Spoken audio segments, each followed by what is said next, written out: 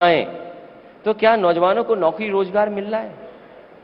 एक अयोध्या के कार्यक्रम में एक नौजवान खड़ा हो गया और कह रहा है कि बताइए, मैं सीवी लेकर के घूम रहा हूं, अपना बायोडाटा लेकर के घूम रहा हूं, मुझे कहीं नौकरी नहीं मिल रही और नौकरी के लिए वेटर की नौकरी मैं करूंगा, मैं रेस्टोरेंट में जाकर के नौकरी करूंगा।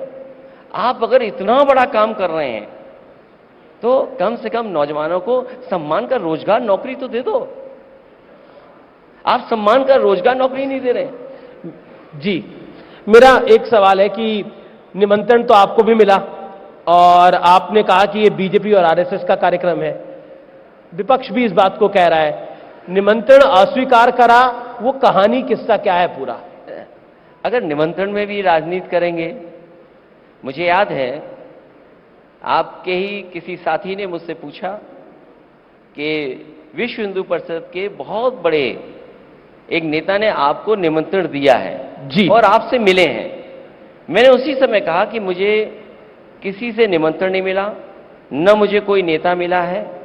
तो जब उन्होंने जाकर के विश्व हिंदू परिषद के नेता से पूछा तो उन्होंने कहा कि मैं निमंत्रण देने नहीं गया था, मैंने कोरियर से भिजवाया।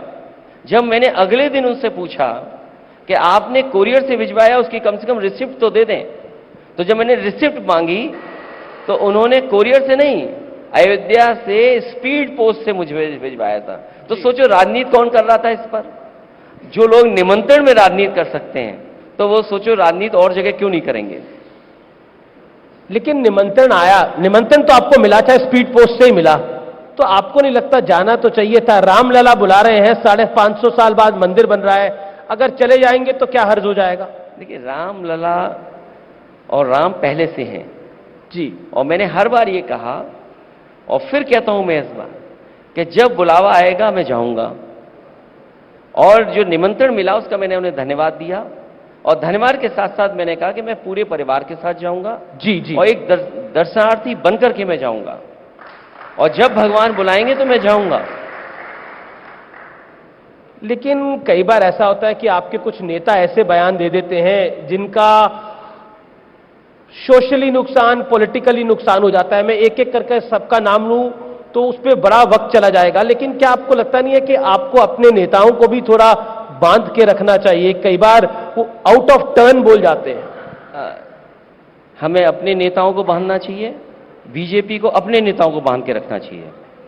क्या मां सीता के बारे में टेस्ट ट्यूब बेबी आप बोलेंगे? क्या मां सीता के लिए आप टेस्ट ट्यूब बेबी बोलेंगे? तो अगर हमें अपने नेता बांधने हैं तो बीजेपी को अपने नेताओं को भी बांध के रखना चाहिए। क्या आपको लगता है कि अगर प्रयास पहले की सरकारें भी करती तो ये मंदिर पहले भी बन सकता था? लेकिन बीजेपी बहुत से आरोप लगाती है कि ट्रांसलेशन नहीं हुआ था आपकी शासन में, जब आपकी सरकार थी, जब आप मुख्यमंत्री थे। उस विषय पर आप क्या कहना चाहते हैं? देखिए, उन लीगल एस्पेक्ट्स पे सबकी चर्चा हुई होगी और जब सुप्रीम कोर्ट का फैसला आ गया तो हम और आपको कोई उस पर चर्चा नहीं करनी चाहिए। मेरा अगला सवाल है, मैं 32 साल पुरानी एक तस्वीर आपको दिखाना चाहता हूं। इस तस्वीर में कार सेवक हैं, उन पर लाठीचार्ज हो रहा है और आरएसएस वीएचपी इसको बड़ा इशू बनाती है। वो तस्वीर पीछे अभी प्ले होगी। क्या कहना चाहते हैं आप आज 32 साल पुरानी इस तस्वीर पर? पुरानी बातें उखाड़ने से कुछ मिलना नहीं है, गड़े मुर्दे उठाने से कुछ मिलना नहीं है। जो संविधान का पालन करेगा, जी, संविधान को पालन करने वाले ही इस देश में पूजे जाएंगे। शिवपाल जी, जो कि आपकी पार्टी में बड़े नेता हैं, वरिष्ठ हैं, उन्होंने बयान दे दिया कि अगर लाठीचार्ज और गोली नहीं चलवाते तो क्या करते?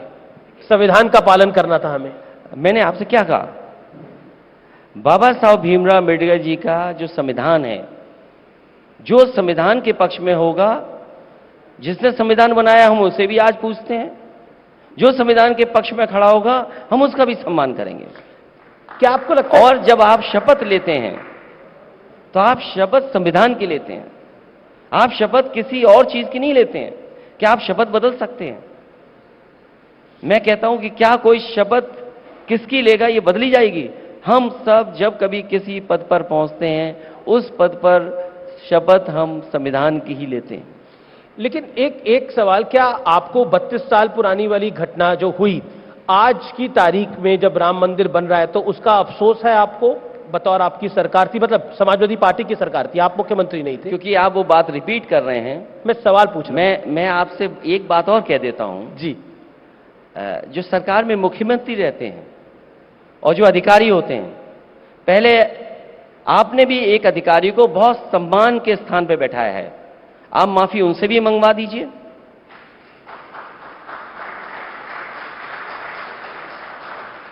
पॉलिटिक्स एक परसेप्शन का बहुत बड़ा खेल है। क्या आपको लगता है ये राम मंदिर के परसेप्शन में जिस तरह से दिग्विजय सिंह का बयान आया, विपक्ष के नेताओं का बयान आया, स्वामी प्रसाद मौर्य का बयान आया, या फिर और कुछ कांग्रेस के नेताओं का, एक कर्नाटक के मंत्री हैं उनका बयान आया, उस सबका नुकसान हो रहा है आपका क्योंकि गठबंधन है इंडिया अलायंस, इसलिए मैं सवाल पूछ रहा हूं आपको।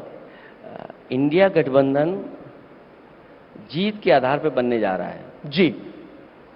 इंडिया गठबंधन और पीडीए हमारी रणनीति भारतीय जनता पार्टी के एनडीए को हराएगी, पीडीए एनडीए को हराएगा और पीडीए ही हमारी रणनीति है। अगर इंडिया गठबंधन का कोई लीडर कुछ बोल रहा है, हमें उस पर टिप्पणी नहीं करनी, लेकिन हमारी रणनीति अगर कोई है तो वो पीडीए रणनीति है। लेकिन बीजेपी बार बार कहती है कि समाजवादी पार्टी और इंडिया अलायंस तुष्टीकरण की पॉलिटिक्स करते हैं, यानी पॉलिटिक्स ऑफ अपीजमेंट जिसे कहते हैं। मैं आपसे कह रहा हूं और जितने भी हमारे दर्शक यहां बैठे हैं या आपके चैनल के माध्यम से देख रहे होंगे, जी, समाजवादी पार्टी डेवलपमेंट की पॉलिटिक्स करती है और डेवलपमेंट की पॉलिटिक्स इसलिए करती है क्योंकि इससे लोगों का जीवन बदलेगा, लोगों के घरों में खुशियां आएंगी, लोगों का भविष्य बनेगा। मैं जहां से शुरू बात की थी, मैं बात वहीं पहुंचा देता हूं कि जिस जगह हम यहां बैठे हैं ये हाईटेक अंसल सिटी है, ये कभी नेताजी और समाजवादी पार्टी की बनाई हुई है। इसके दाएं बाएं मेदांता हॉस्पिटल है जहां पर बहुत सारे लोगों का जीवन बच रहा होगा। जी, मैं ये कहता हूं कि मेदांता के बराबर अगर भारतीय जनता पार्टी ने कोई एक अस्पताल बनाया हो तो बता दो आप, कोई एक अस्पताल बना हो तो बता दो।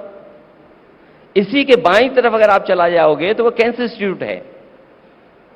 इट्स ए रिसर्च इंस्टीट्यूट जहां पर कैंसर की रिसर्च होती, इलाज होता, जो हमारा गरीब है उसको समय पर इलाज मिलता, सस्ता इलाज मिलता, वो कैंसर इंस्टीट्यूट बनी है। जी। उसके आगे बना है एचसीएल, लखनऊ में ट्रेनिंग इंस्टीट्यूट बनाना, और एक ऐसा ट्रेनिंग इंस्टीट्यूट जो 12th के बाद, इंजीनियरिंग के बाद अगर बच्चे अपना भविष्य बनाना चाहें तो वहां ट्रेनिंग कर सकते हैं, बाद में उनको जॉब मिल जाएगा। उसके आगे ट्रिपल आईटी बना है। ट्रिपल आईटी बहुत कम प्रदेशों में है या वो इंस्टीट्यूशन इस तरह की हैं जो बहुत कम बनी है। एक स्टेडियम भी वहां पे बना हुआ है जो